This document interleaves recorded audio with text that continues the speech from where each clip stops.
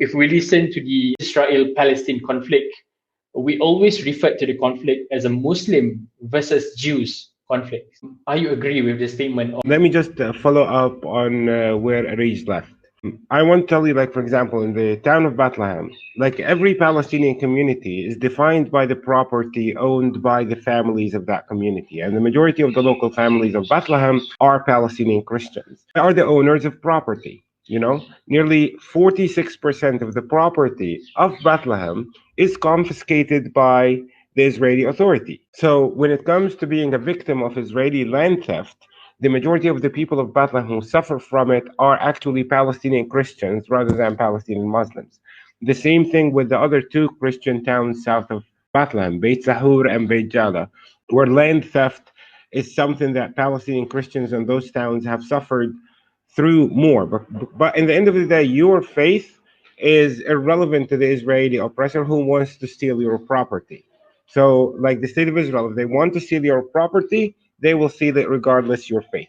The same thing with murder. Like one of my good friends, Daniel Abu was murdered by the Israeli authorities in Bethlehem in the same time as they murdered his friend Ahmed. So we have Daniel and Ahmed being subject to Israeli brutality at the same time without the state of Israel like thinking of, is he Muslim or Jewish? No, both are Palestinian, both had bullets in their bodies. And in fact, the state of Israel put, I think, more bullets in the body of Daniel than the body of Ahmed. So when it comes to persecution of Palestinians, you are persecuted because you are a Palestinian. The state of Israel doesn't ask you of your faith. The other point that Arij made was about freedom of access to places of worship. Like Arij and I live only like 15 minutes away from the holy sites of Jerusalem. We are both denied, not based on our faith. You are denied freedom of access to your place of worship on the basis of being Palestinian first, rather than based on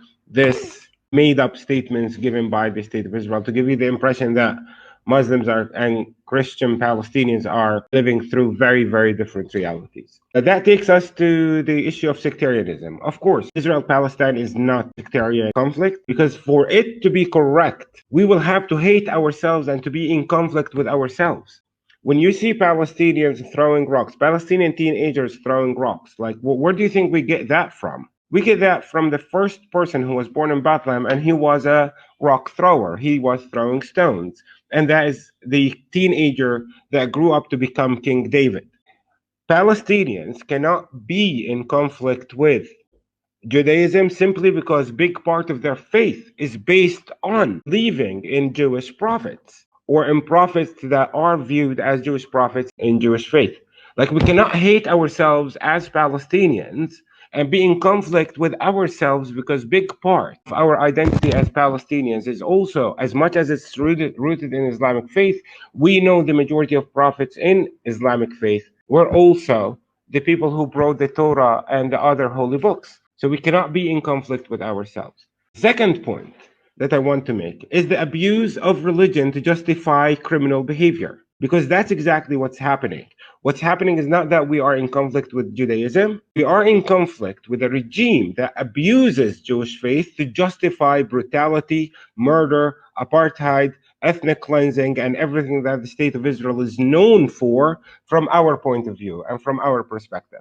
To show you how this is not different from any other criminal regime, Christianity, the faith of my friend Arij and the faith of those who taught me in the school and the faith of a lot of my friends was abused to justify the brutality of apartheid, South Africa, and the white regime over there. That is the faith that was abused to justify the criminal behavior of Afrikaners in South Africa.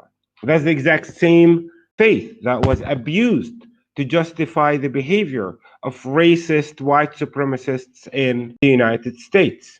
That is the exact same way. I believe Buddhism is a very beautiful faith. But when I went to Sri Lanka, I was shocked to see that many Buddhist monks abused that religion to justify the racist behavior or the criminal behavior of the central government towards Hindu people or Tamils.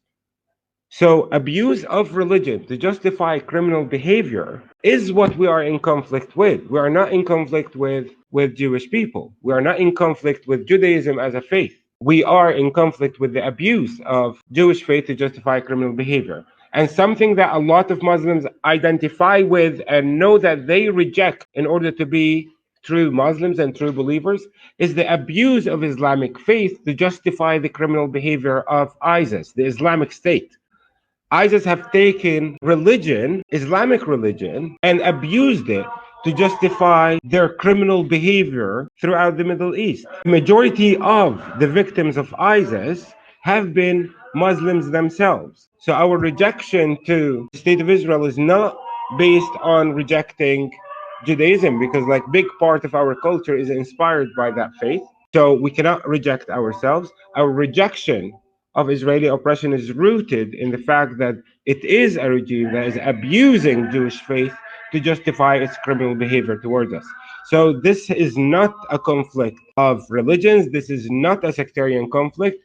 It's simply a conflict between an aggressive, brutal oppressor and the oppressed. And it's not very different from conflicts anywhere else. It doesn't matter what others try to say. I hope that answers your question.